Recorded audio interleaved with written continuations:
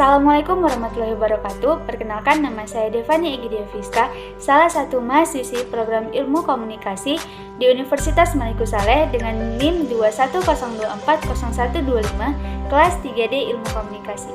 Di sini saya akan menjelaskan sejarah umum tentang perkembangan teknologi komunikasi.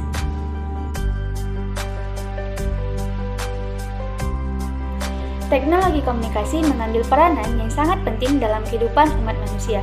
Mengapa demikian? Seperti yang kita ketahui, teknologi komunikasi menjadi suatu media perantara yang digunakan umat manusia untuk dapat melakukan berbagai interaksi dan mengekspresikan diri mereka.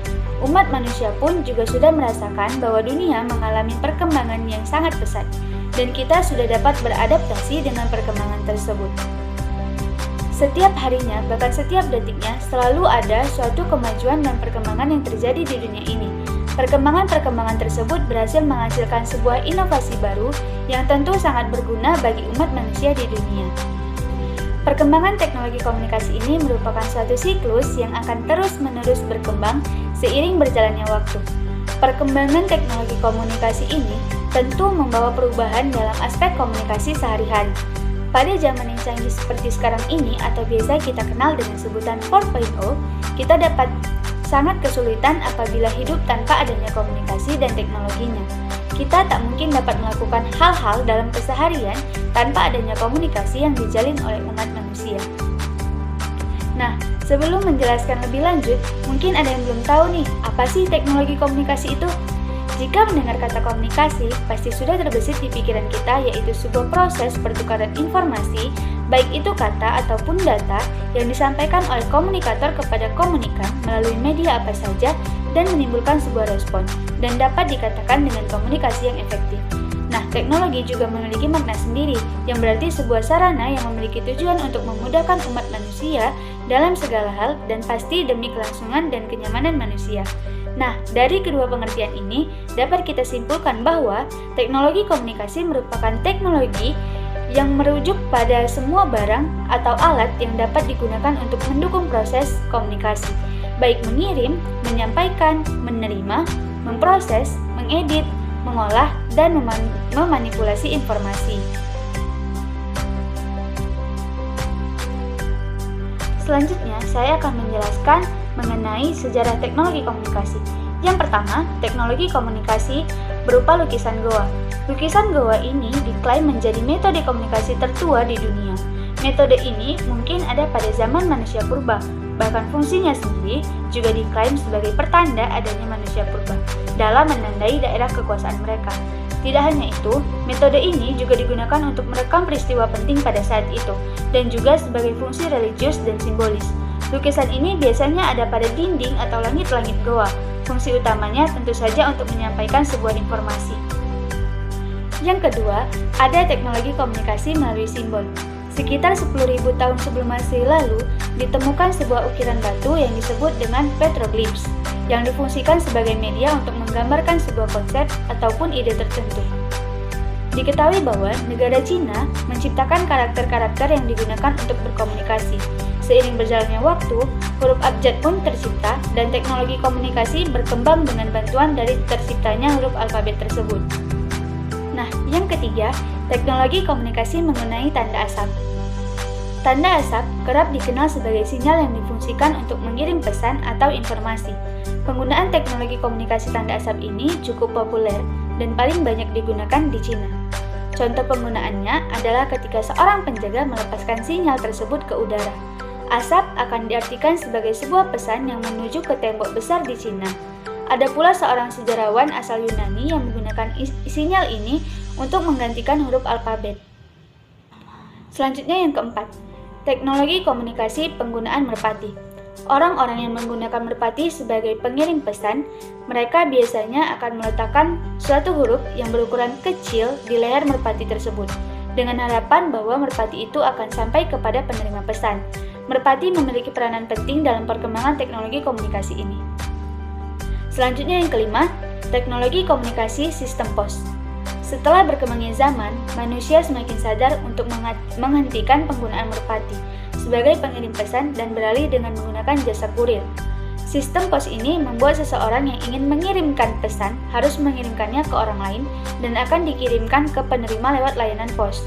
Dalam sistem pos ini memerlukan adanya penggunaan kotak surat. Nah, yang keenam, teknologi komunikasi menggunakan koran. Koran atau yang dulu dikenal sebagai surat kabar merupakan teknologi komunikasi yang masih digunakan hingga saat ini. Surat kabar atau koran berisi tentang penyampaian sebuah berita yang disampaikan secara tertulis serta berbagai peristiwa-peristiwa yang sedang berlangsung saat itu. Surat kabar sendiri memiliki dua jenis, yakni surat kabar nasional dan surat kabar internasional. Yang ketujuh, teknologi komunikasi menggunakan radio. Munculnya teknologi komunikasi media cetak berupa koran disusul dengan kemunculan radio. Radio sendiri merupakan sebuah teknologi komunikasi yang dapat menghasilkan suara dan memberikan berita serta hiburan untuk masyarakat. Yang kedelapan, teknologi komunikasi menggunakan telegraf. Telegraf menjadi alat komunikasi listrik pertama yang dapat mengirim pesan berupa teks. Telegraf diciptakan untuk mempermudah masyarakat dalam mengirim pesan dalam bentuk teks, untuk membantu menyebarkan informasi ke penjuru negeri. Yang kesembilan, teknologi komunikasi menggunakan telepon. Telepon menjadi penemuan yang memegang peranan penting pada saat itu. Telepon sangat diandalkan untuk berbagai situasi, baik di rumah maupun kantor. Alat komunikasi ini memberikan akses untuk penggunanya dalam mengirimkan suara dan akan diubah menjadi sebuah sinyal. Sinyal tersebut kemudian akan disalurkan menggunakan kabel dan disampaikan kepada penerima. Yang ke-10, teknologi komunikasi menggunakan televisi. Televisi menjadi teknologi komunikasi kesekian yang masih digunakan hingga saat ini. Televisi sendiri merupakan suatu sumber hiburan yang digunakan untuk masyarakat yang mencakup dunia secara luas. Televisi bentuk menjadi teknologi komunikasi yang bersifat tidak langsung untuk para penonton.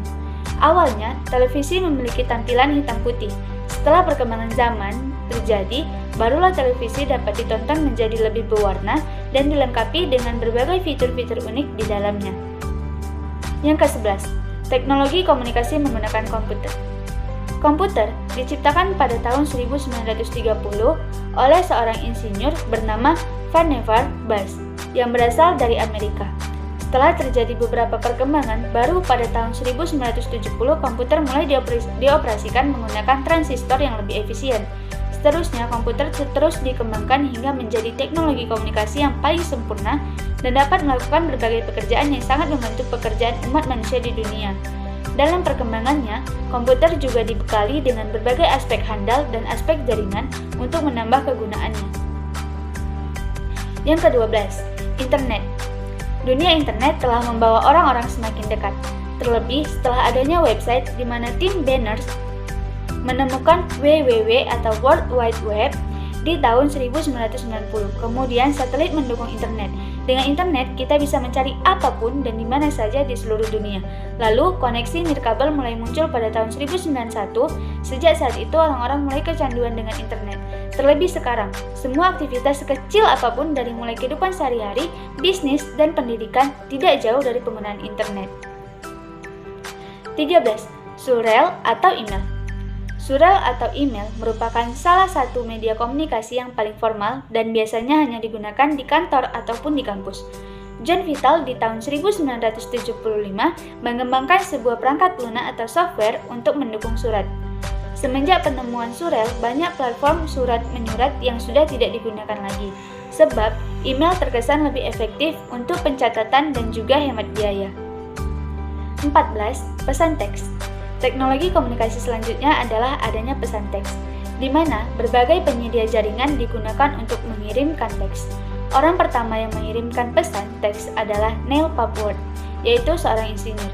Ia mengirimkan pesan teks tersebut pada tahun 1992. Sejak saat itu hingga sekarang, pesan teks sudah menjadi bagian dari kehidupan sosial dalam berkomunikasi jarak jauh. Yang terakhir yaitu media sosial. Sekarang ini, hampir semua orang membagikan seluruh cerita hidup mereka di media sosial. Platform media sosial ini bisa membantu orang-orang untuk berbagi foto, video, dan semua hal di internet. Hal tersebut merupakan media komunikasi terbaru yang ada di dunia digital. Saat ini sudah banyak sekali platform media sosial yang bermunculan, mulai dari Instagram, Facebook, Twitter, dan lainnya. Kehadiran ponsel pintar atau smartphone juga menambah kenyamanan orang-orang dalam menggunakan media sosial. Aplikasi media sosial bisa diinstal di smartphone kita. Sekian penjelasan singkat dari saya.